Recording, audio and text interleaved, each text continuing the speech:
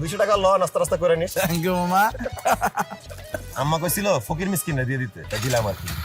বল দাইস কি কষ্ট তোরা? আমি কি তোদের মতো বেকার? আমার অফিস আছে না, আমার কাজে যেতে হবে না, মেয়ে দেখার মতো সময় আমার আছে। অফিস আছে মানে তুই চাকরি পেলি কবে?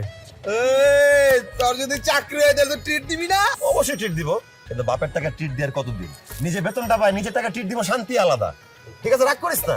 200 টাকা ল নাস্তা রাস্তা করে নিস। থ্যাংক ইউ মামা। আম্মা কইছিল ফকির মিসকিনরা দিয়ে দিতে, তাই দিলাম আর কি। বল দাইস কিরে মামা, 201 টাকা দিছে, মনে করো সেটা আমি নিমো। হ্যাঁ এই ধর, তুই পকেট তুই রাখ। তোর কি মনে হয় আমি ফকির বাড়া? হ্যাঁ, এই টাকা তুই রাখ বাড়া। আরে না, তুই রাখ। কি মনে হয় আমারে এই 200 টাকার জন্য আমি চলি বাড়া? এই 200 টাকা তোর পকেটে তুই রাখ। আমার পকেটে আমি রাখো। হ্যাঁ তুই রাখ। আমার পকেট মনে করো। তো কি মনে করছিস? এই বেটা, তুই মিসকিন, তুই রাখ।